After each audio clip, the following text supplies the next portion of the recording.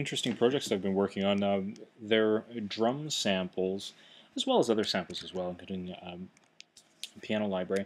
But what I'd like to show you is what I've been up to, and we're looking for some beta testers on this. So those of you who are familiar with Logic or have contact could be beta testers. So what I have is a whole bunch of drum samples that I've taken through productions that I've done, and we key map them out in two different ways.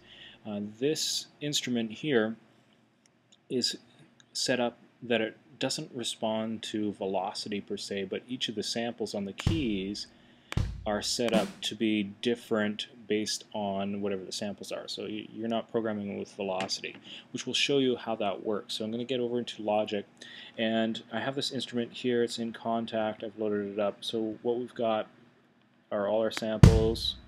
There they are, right? And these are still a work in progress as I go through. These are processed, and these are stereo. Pretty soon we'll have multi-mic'd, and we'll show you multi-mic'd in a second on a different kit. So the advantage of this for programming, and we will program this in a couple of different ways, is that you don't have to use velocity to program a drum kit. You just have to select a single note. So if I create a kick, as in here, that's a snare. Let me just, I'm used to that being C1, so it's not so great with our demonstration. I'm going to keep everything at a velocity of 127. That way when I move it around,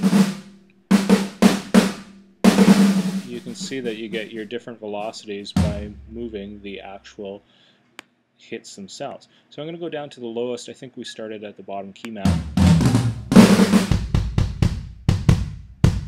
So then there's that. I'm going to each time I'm going to hit a different area. It's my tongue. So you can hear the different samples.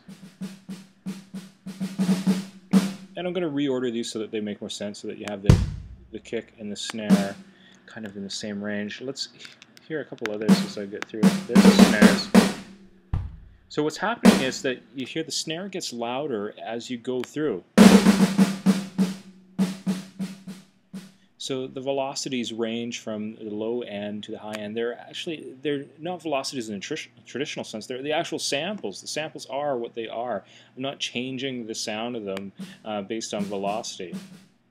So you can see you can get very cool ghost notes and such. So like if I pull this over, I'm going to try and maybe I'll bring it over to beat 3, and then I'll get a higher snare, and then. So I'll give you an idea of what happens, and another kick. So my kick's a little extreme, I realize that, but listen to what happens when you play.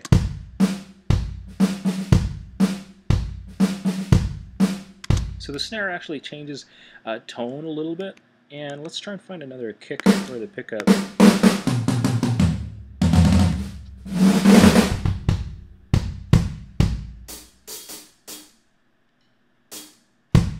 You see I got a stick sound there as well. There we go.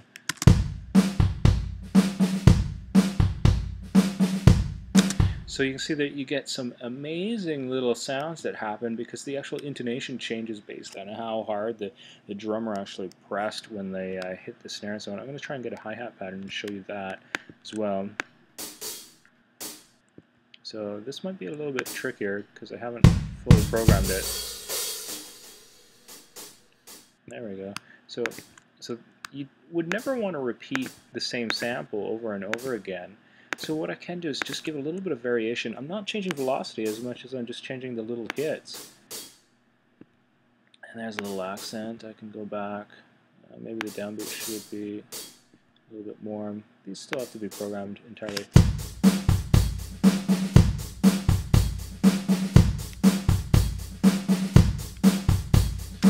So there you go. You've got an awesome drum pattern and the ability to program using different samples that doesn't rely on velocity, and you can get a decent sound out of it that you can control a little bit more. So I'm going to just click that off for a second and show you the opposite of mapping. So might as well start with a new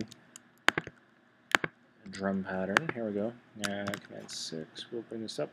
So this one's actually programmed to be the typical way you would program kick and snare your drum. So this is the general MIDI key mapping. With general MIDI key mapping, you see the problem is I can't quickly really change between this. This is going to be pretty sterile. I might as well just give you a kick up. And what about da-dun-da? Yeah, maybe I'll go.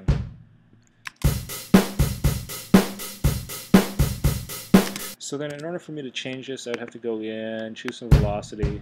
So, and then I'd have to take my hi-hats. I'm still adjusting these samples. You can hear that they clip out sometimes at the end here. So it's not the perfect way of getting. So you can choose the different snares. These are set up by velocity. Okay, so at least we got a pattern going. The pattern's pretty decent.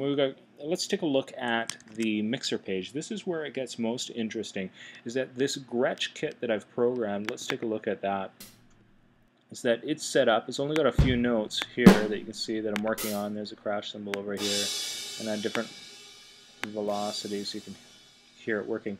But it's multi-output, and multi-output is just killer for drum programming. So if I press the plus buttons, and I keep pressing through, and I think I have at least 8 of these, when I press play, what I get is the ability to solo any one of these. If I solo the Gretsch itself, I get a kick sound. That's the same thing that I was playing before. There's nothing special going on here. As soon as I let go. So this isn't new. Programs such as BFD and so on have multi-output mic outputs. But what I don't like about them is that they're not really within the mixing environment that you already have. So then this allows me to use my plugins. I think Easy Drummer or whatever, they don't allow you to actually choose the plugins that you have. So if you have a specific 1176 emulation or something like that, you can include those, or a specific EQ that you want. So let's show you what's happening here. I think these are, so those are the overhead mics. And those are the rooms, so they're easy to label. So I'm just going to go back and label them so that you can see what they are. So that you've got rooms, overheads, and so on. This is going to be your snare. And the last one is the kick. So I'm going to do a bass drum. And the beauty of this programming is that I can now EQ this and compress however I want. So this is my kick drum.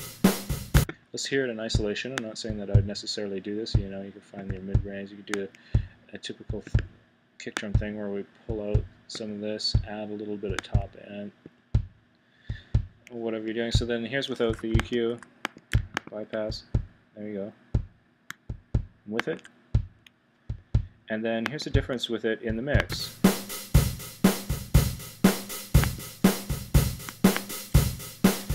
And I have the ability,